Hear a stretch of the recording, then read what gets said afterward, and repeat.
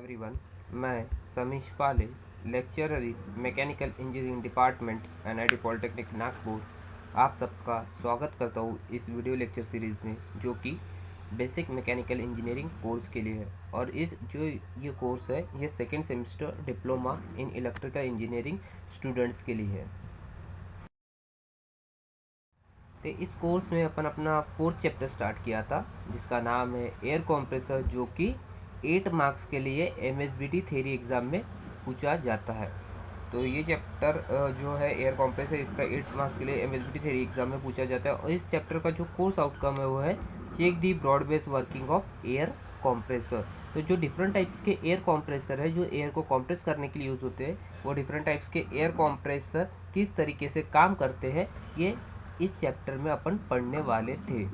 Then आज का जो टॉपिक है वो है methods to reduce power consumption of air compressor.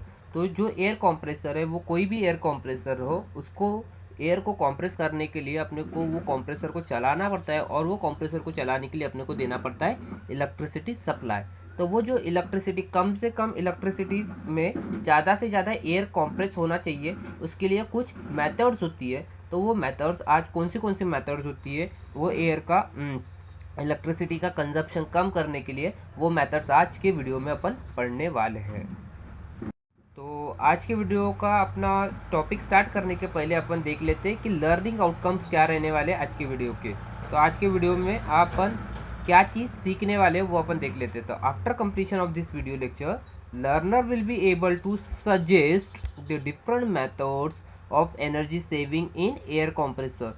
तो आज के वीडियो में अपन बहुत सारी मेथड्स देखने वाले हैं काहे कि energy saving in air compressor में किस तरीके से अपन एनर्जी सेव कर सकते हैं, वो डिफरेंट मेथड्स आज के वीडियो में अपन देखने वाले हैं। क्लियर है? Then PO and PSO mapping. तो पीओ, जैसा कि मैंने आपको बताया, पीओ क्या होता है, प्रोग्राम आउटकम, एंड पीएसओ क्या होता है, प्रोग्राम स्पेसिफिक आउटकम।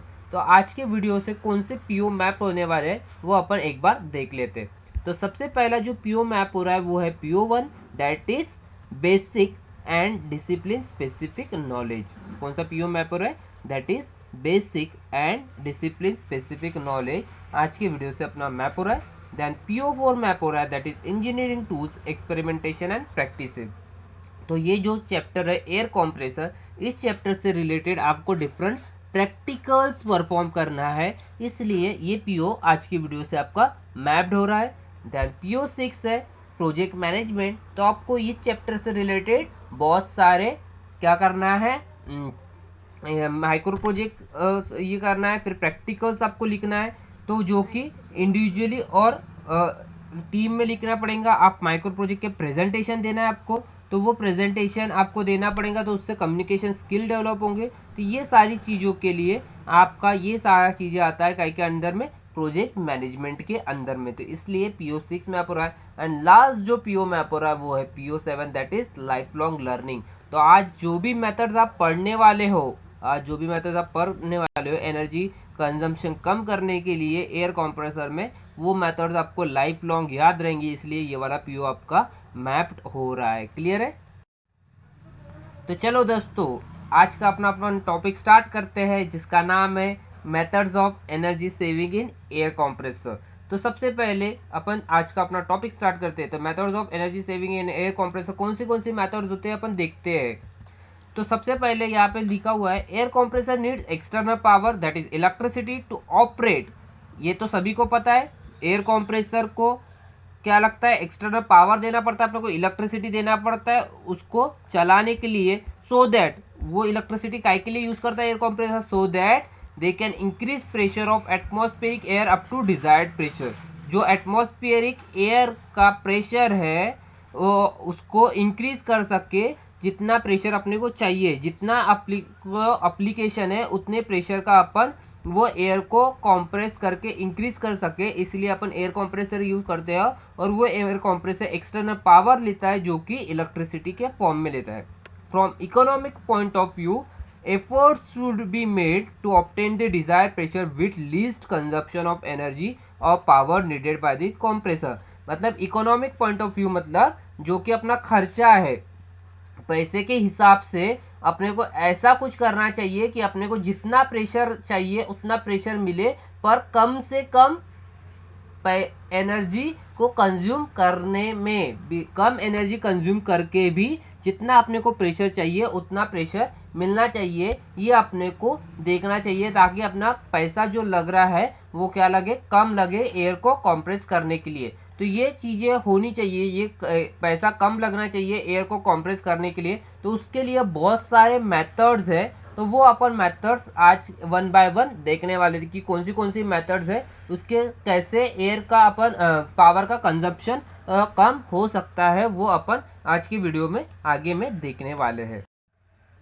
तो सबसे पहली जो मेथड्स है वो है मल्टी स्टेज कॉम्प्रेशन। सबसे पहली जो मेथड है वो कौन सी है, मल्टी स्टेज कॉम्प्रेशन। तो मल्टी स्टेज कॉम्प्रेशन क्या होता है, अपन ने स्टार्टिंग में थर्ड वीडियो में पढ़े थे कि मल्टी स्टेज कॉम्प्रेशन क्या होता है। मल्टी स्टेज कॉम्प्रेशन क्या होता है, मल्टी स्टेज कॉम्प्रेशन उस चीज़ को बोला जाता है जिसमें एयर को दो या दो से ज़्यादा सिलेंडर में कॉम्प्रेस्ड किया जाता है। जब अपन एयर को दो या दो से ज़्यादा सिलेंडर में एयर को कॉम्प्रेस करते हैं तो उस वाले कॉम्प्रेशन प्रोसेस को बोला जाता है मल्टी स्टेज कॉम्प्रेशन। उस वाले कॉम्प्रेशन प्रोसेस को क्या बोलते हैं, मल्टी स्टेज कॉम्प्रेशन। और मल्टी स्टेज कॉम्प्रेशन के कारण से क्या होता है कि जो अपना जितना अपने को प्रेशर बढ़ाना है वो कम पावर में अपना उतना प्रेशर बढ़ जाता है। पर जबकि सिंगल स्टेज कॉम्प्रेशन में अगर अपने को उतना ही प्रेशर बढ़ाना है तो अपने को बड़े साइज का सिलेंडर लेना पड़ेगा। बड़े साइज का सिलेंडर लेंगे तो अपने को जो मोटर लगती है कंप्रेसर को चलाने के लिए वो भी बड़े साइज की लगेंगी।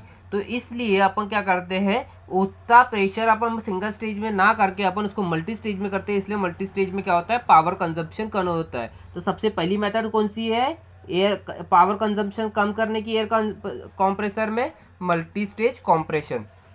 तो multi stage compression should be preferred because consumes less power for same output as compare to single stage compressor. क्योंकि मल्टी स्टेज कंप्रेसर क्या करता है, कंज्यूम करता है लेस पावर, कंज्यूम क्या करता है, less power for same output as compare to single stage compressor. Single stage compressor को जितना पावर प्रोड्यूस करने के लिए सिंगल स्टेज कंप्रेसर को जितना प्रेशर प्रोड्यूस करने के लिए जितना पावर लगता है उससे कम पावर मल्टी स्टेज कंप्रेसर को लगता है उतना ही पावर उतना ही आउटपुट प्रोड्यूस करने के लिए। इसलिए सबसे पहली मेथड कौन सी है, मल्टी स्टेज कंप्रेशन। क्लियर है।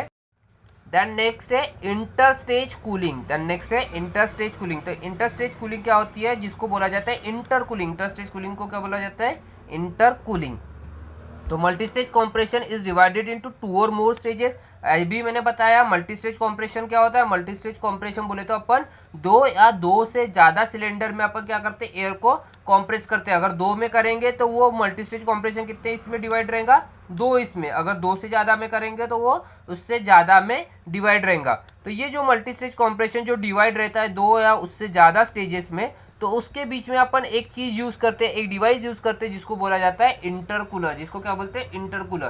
तो जो दो सिलेंडर रहते हैं उसके बीच में अपन एक डिवाइस यूज़ करते हैं जिसको बोला जाता है इंटरकूलर। और इंटरकूलर का काम क्या है, इंटरकूलर का काम है जो भी एयर आ रही है सिलेंडर के अंदर से वो एयर का टेम्परेचर को कम करना। जो भी एयर आ रही है सिलेंडर के अंदर से वो एयर के टेम्परेचर को क्या करना है, कम करना। अभी एयर का टेम्परेचर अपन कम क्यों कर रहे हैं, क्योंकि जिस टेम्परेचर जो एयर का टेम्परेचर ज़्यादा रहता है वो एयर को कंप्रेस करने के लिए अपने को ज़्यादा पावर लगता है, और जो एयर का टेम्परेचर कम रहता है वो एयर को कंप्रेस करने के लिए अपने को कम पावर लगता है। इसलिए मल्टी स्टेज में अपन क्या करते हैं, इंटरकूलर लगाते हैं। और इंटरकूलर लगाने के कारण से क्या करते हैं अपन, उसका जो एयर है, एयर का जो भी सिलेंडर के अंदर से एयर आ रही है उसके टेम्परेचर को अपन कम करते हैं, ताकि अपने को वो जो एयर अगर दूसरे सिलेंडर में जाएगी और उसको अपन कंप्रेस करेंगे तो उसके लिए अपने को क्या लगे, कम पावर लगे। तो इसके कारण से भी अपना जो पावर कंजम्पशन हो जाता है सिलेंडर के अंदर में, वो पावर कंजम्पशन क्या हो जाता है,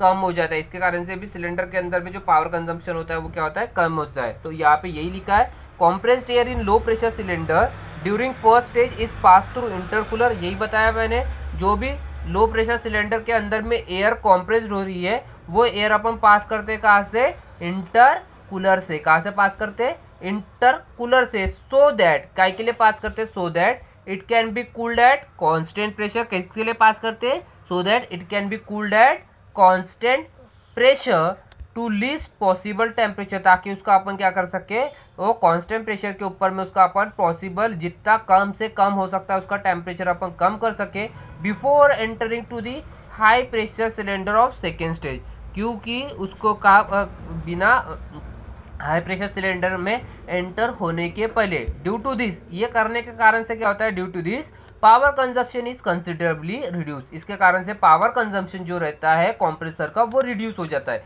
क्योंकि जिस गैस का टेम्परेचर ज़्यादा रहता है वो गैस को कंप्रेस करने के लिए अपने को ज़्यादा पावर लगता है, और जिस गैस का टेम्परेचर कम रहता है तो उस गैस को कंप्रेस करने के लिए अपने को कम पावर लगता है। इसीलिए अपन क्या करते हैं, इंटरस्टेज कूलिंग करते हैं इंटरकूलर में। तो ये सेकेंड मेथड होगी पावर कंजप्शन कम करने की। पहली कौन सी थी, मल्टी स्टेज कॉम्प्रेशन, सेकेंड कौन सी अपनी, इंटरस्टेज कूलिंग। अभी अपन नेक्स्ट मेथड देखते हैं।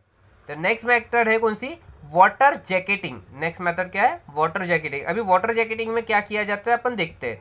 तो water is kept circulating around compressor to cool the air. अभी अपन क्या करते हैं, ये जो कॉम्प्रेसर है जिसके अंदर में एयर कॉम्प्रेस्ड हो रही है उसके सराउंडिंग में अपन क्या कर सर्कुलेट करते रहते हैं, पानी सर्कुलेट करते रहते हैं, वाटर सर्कुलेट करते रहते हैं। ये किस लिए करते हैं, due to this heat generated during compression can be dissipated through atmosphere, क्योंकि जब अपन एयर को कॉम्प्रेस करते हैं तो उस कारण से क्या होता है, एयर गर्म हो जाती है काय के सिलेंडर के अंदर में, और वो गर्म हो गई एयर तो उसको कॉम्प्रेस करने के लिए अपने को क्या लगेगा, ज़्यादा पावर लगेगा। इसलिए वो ज़्यादा पावर नहीं लगना चाहिए, इसलिए अपन क्या करते हैं, उसके अंदर की हीट को बाहर निकालते हैं। उसके अंदर की हीट को बाहर निकालने के लिए अपन क्या करते हैं, वो हीट के वो जो भी कंप्रेसर है उसके सराउंडिंग में अपन सर्कुलेट करते हैं वाटर, और वो हीट अपन निकालते हैं और वो दे देते हैं एटमॉस्फेयर को, thereby keeping temperature rise in compressor as small as possible. और इसके कारण से जो कंप्रेसर है उसके अंदर का जो टेम्परेचर है वो कम से कम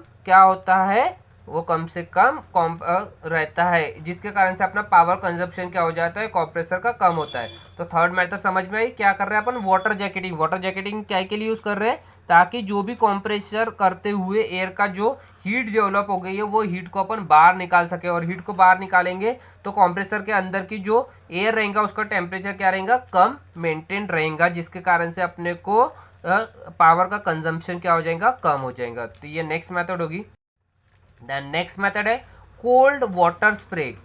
कोल्ड वाटर स्प्रे मतलब ठंडा पानी का स्प्रे। अभी ठंडा पानी का स्प्रे अपन कहाँ पर करेंगे देखते हैं। तो cold water spray is spread into the cylinder at the end of compression stroke that reducing the temperature of air. तो अपन जब जो सिलेंडर है, कंप्रेसर का जो सिलेंडर है उसके अंदर में जो कंप्रेशन हो रहा है, जिसके अंदर में जो एयर कंप्रेस्ड हो रही है, वो जैसा कंप्रेशन स्ट्रोक बंद होता है, कंप्रेशन स्ट्रोक खत्म होता है, वैसा ही अपन कोल्ड वाटर का स्प्रे कर देते हैं क्या के अंदर में, सिलेंडर के अंदर में। और ये करने के कारण से क्या होता है, जो टेम्परेचर है एयर का सिलेंडर के अंदर में वो रिड्यूस हो जाता है, वो टेम्परेचर क्या हो जाता है, रिड्यूस हो जाता है। तो समझ में आएगा, cold water is spread into the cylinder. Cold water अपन क्या करते हैं, स्प्रे कर देते हैं सिलेंडर के अंदर में at the end of compression stroke. जैसा कंप्रेशन स्ट्रोक खत्म होते आ रहा है वैसे अपन सिलेंडर के अंदर में क्या कर देते हैं, एयर का कोल्ड वाटर को स्प्रे कर देते हैं, जिसके कारण से अपना टेम्परेचर क्या हो जाता है, एयर का कम हो जाता है। और एयर का टेम्परेचर कम होगा तो उसको कंप्रेस करने के लिए अपने को ज़्यादा इलेक्ट्रिसिटी, ज़्यादा पावर लगेगा क्या,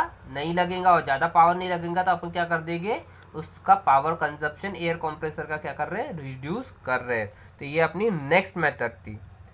तो इन दिस वे, और ये करने के कारण से, ये कोल्ड वाटर को स्प्रे करने के कारण से क्या हो रहा था, जो पॉलिट्रोपिक कॉम्प्रेशन होता है, जो सिलेंडर के अंदर में पॉलिट्रोपिक कॉम्प्रेशन होता है, is brought near to isothermal compression.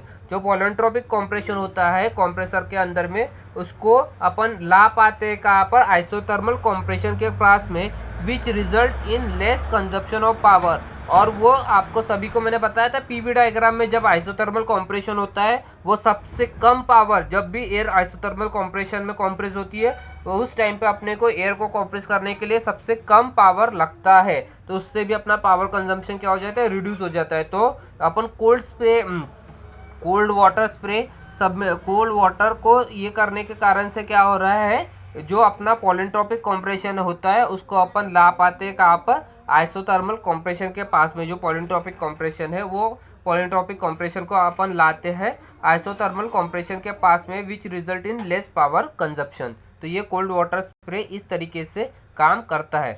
Then next है provision off spin.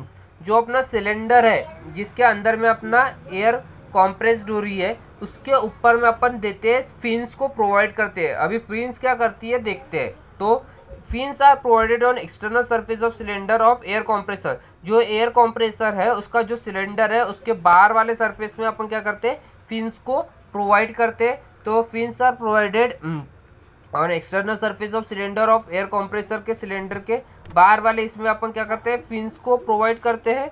Then provision of fins increases heat transfer area. जो प्रोविजन ऑफ फिन्स है वो इंक्रीज करती है heat transfer area, and hence rate of heat transfer from cylinder to atmosphere also increase है। तो fins provide करने के कारण से क्या होता है, हीट ट्रांसफर जो है, जो हीट ट्रांसफर होने का जो एरिया है वो बढ़ जाता है सिलेंडर का, और वो हीट ट्रांसफर का एरिया बढ़ने के कारण से जो हीट ट्रांसफर होता है सिलेंडर के अंदर से, जो हीट निकलने की प्रोसेस होती है एटमॉस्फेयर में, वो भी बढ़ जाती है। Therefore heat generated during compression can be dissipated to atmosphere with increase rate of heat transfer and effective cooling can be achieved. तो यही जैसा कि वाटर जैकेटिंग में हो रहा था, अपन क्या कर रहे थे, वाटर को सर्कुलेट करने कर अपन हीट को बाहर निकाल रहे थे, उसी तरीके से अपन फिन्स में भी वही करते हैं। फिन्स प्रोवाइड करने के कारण से क्या होता है, हीट ट्रांसफर रेट एरिया बढ़ जाता है, और हीट ट्रांसफर एरिया बढ़ने के कारण से हीट ट्रांसफर रेट भी बढ़ जाता है सिलेंडर का, जिसके कारण से ड्यूरिंग कंप्रेशन कैन हीट जो भी जनरेट हो रही है कंप्रेशन वक्त में, वो हीट को अपन बाहर निकाल देते हैं एटमॉस्फेयर में, और उसके कारण से इफेक्टिव कूलिंग अचीव होती है।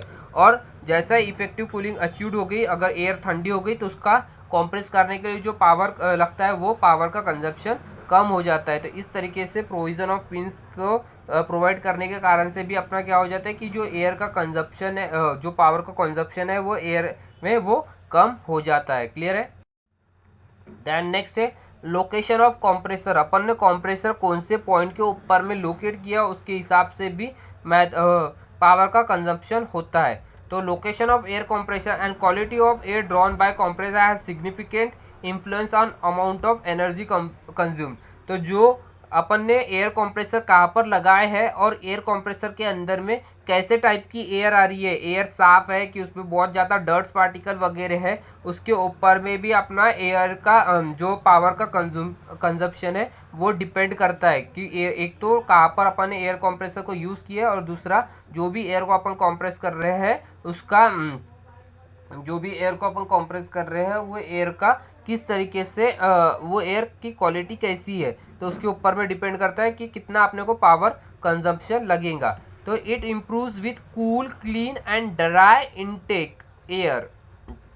तो अगर अपन ने ठंडी जो ऐसी एयर जिसका टेम्परेचर कम है और वो साफ क्लीन है और उसमें सूखी है, क्या है, तीन चीज़ें। एक तो क्लीन होना चाहिए, मतलब उसमें डर्ट पार्टिकल्स नहीं होना चाहिए, कूल मतलब उसका टेम्परेचर कम होना चाहिए, एंड ड्राई मतलब उसमें एयर जो मॉइस्चर पार्टिकल्स है वो नहीं रहना चाहिए। अगर ऐसी एयर है तो भी तब क्या होता है, अपना जो पावर का कंजम्पशन होता है वो कम होता है, और कंप्रेसर लोकेटेड है high altitude consume less power. और दूसरा, जब कंप्रेसर अगर हाई एल्टीट्यूड्स के ऊपर भी लगा है तब भी जो कंजम्पशन रहता है पावर का वो कम रहता है। तो एक तो लोकेशन हाई एल्टीट्यूड के ऊपर में होना, और एयर की क्वालिटी कैसी होना, ठंडी, ड्राई और क्लीन होना चाहिए। तो इसके ऊपर में भी अपना क्या होता है कि लोकेशन ऑफ कंप्रेसर डिपेंड, इसके ऊपर में भी अपना मेथड्स ऑफ जो air consumption of air electricity है वो डिपेंड करती है। क्लियर है।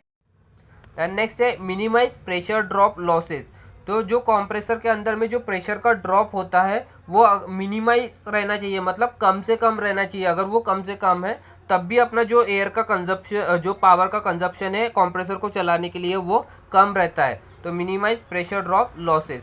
तो pressure losses can be greatly reduce. Pressure losses जो हो रहे हैं कंप्रेसर के अंदर में वो अपन रिड्यूस कर सकते हैं by using adequate pipe size and regular cleaning of filter element. जो भी पाइप्स है वो अगर अपन ने प्रॉपर साइज के यूज़ किए और फिल्टर को अपन ने हरदम प्रॉपरली क्लीन करते रहे तो अपना जो प्रेशर ड्रॉप है वो ग्रेटली क्या हो जाता है, रिड्यूस हो जाता है। The pressure drop can be greatly reduce by using adequate pipe size. जो पाइप का साइज है वो बराबर साइज का पाइप और जो फिल्टर एलिमेंट है अगर वो बराबर अपन सेम साइज के यूज़ करते रहे तब भी अपना प्रेशर लॉस जो है वो क्या हो जाता है, कम हो जाता है।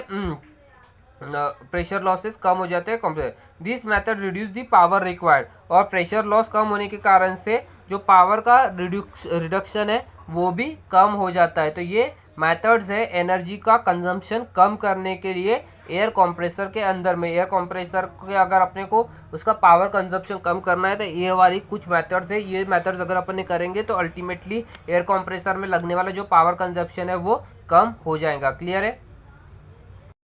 तो latest summarised what we have learn today. आज अगर अपन ने क्या पढ़े आज के वीडियो में एक बार समराइज कर लेते। तो outcome of today's video lecture क्या था, suggest the different methods of energy saving air compressor. तो अपन ने डिफरेंट मेथड सजेस्ट किए एयर कंप्रेसर के अंदर में पावर को कंजम्पशन कम करने के लिए। तो suggest the different methods of energy saving in air compressor में जो पावर कंजम्पशन है उसको कम करने के लिए अपन ने डिफरेंट मेथड सजेस्ट किए। Then PO and PSO mapping. तो आज की वीडियो से कौन से पीओ मैप हो रहे थे, तो आज के वीडियो में सबसे पहला पीओ मैप हो रहा था PO1 that is basic and engineer discipline specific knowledge map हो रहा है। Then PO4 that is project management PO4 that is engineering tools experimentation and practices.